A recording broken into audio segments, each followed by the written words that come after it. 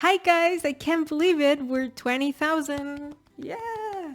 To celebrate, I wanted to do a Q&A, and this time because we're so many, I decided to just take the questions from my Patreons.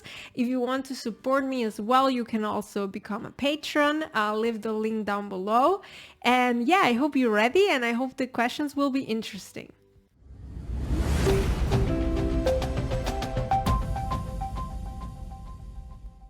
So the first question is, which language do you speak at home or which do you think in? Well, I normally use German at home and I normally think in German, I think, most of the time. But when I switch language, then I also start thinking in this other language, or at least that's what I try to do. What do you do that you use multiple languages at work? Well, I'm working at an international company and I am in contact with banks and with different partners and also clients, and they happen to be from different countries, so that's why I use different languages.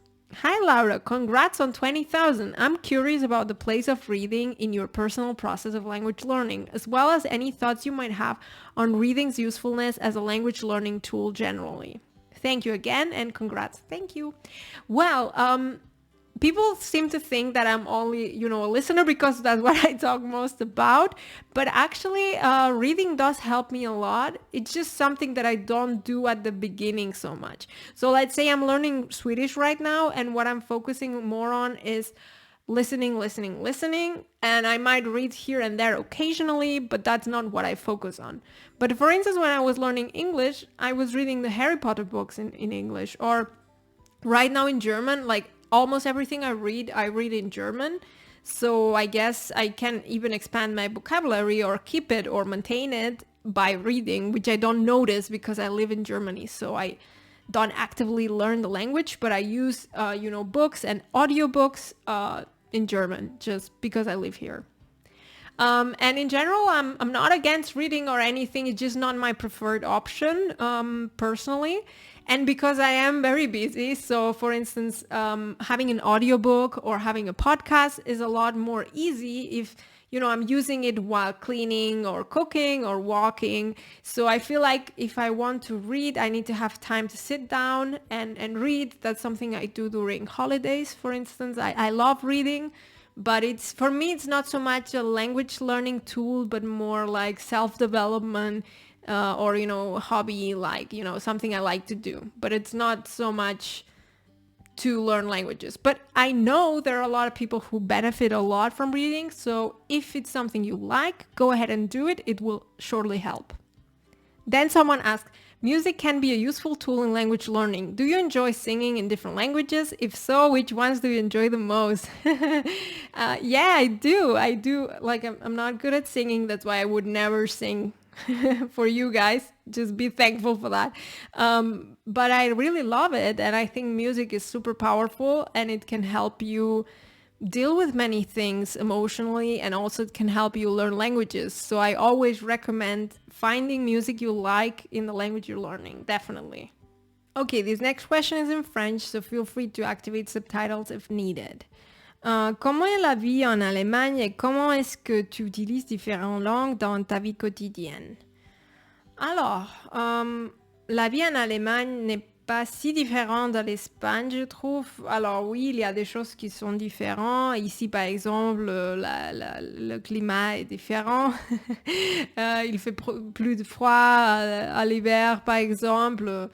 Et ici, trouver du travail est plus facile, par exemple.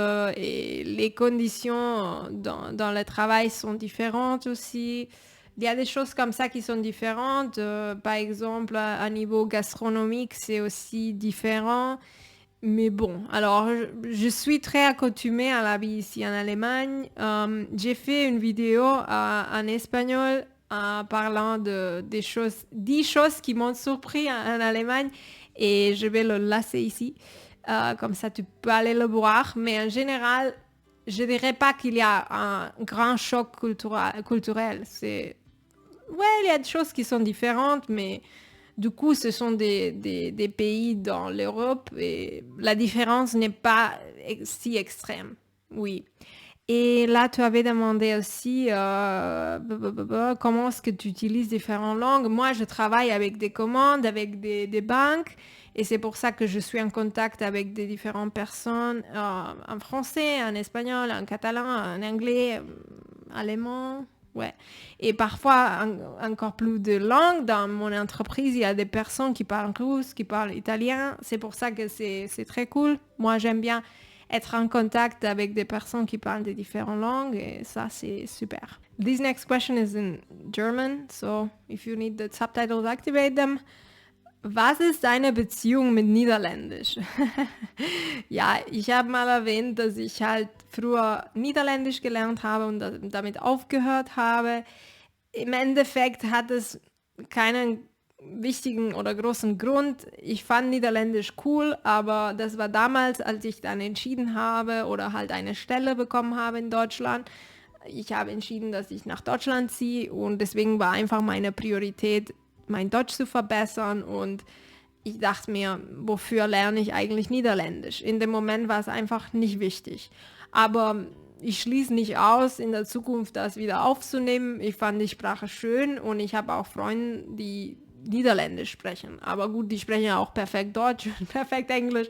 Deswegen bisher jetzt nicht auf meine, sage ich mal, Top-10-Liste oder so von Sprachen, die ich eines Tages vielleicht lernen würde, aber wäre wahrscheinlich ziemlich einfach, weil wenn man schon Deutsch spricht, ist es wahrscheinlich, also ich erinnere mich, als ich das gelernt habe, war das echt ziemlich einfach. Then someone wrote me, I'm curious about what you think of Indian languages. Hindi mainly, but if you know of any others, that's cool too. Well, to be honest, like I haven't been in so much contact with such languages. I think they are beautiful. I do go to an Indian restaurant very often because I love the food and it sounds beautiful. I haven't given it much thought, to be honest. Not planning to learn any of those just for now, but who knows? Yeah. Definitely would be interesting. Yeah.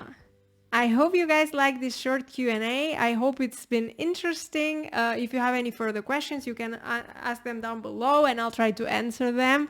And thanks a lot again to my Patreons for supporting me. I'm thinking about some options, some extra options for Patreons in the future. But yeah, I need to give it a little thought. If you have any other ideas, just write me. I'm always really, really thankful for ideas. And yeah, guys, thanks and hope to see you soon. Bye bye.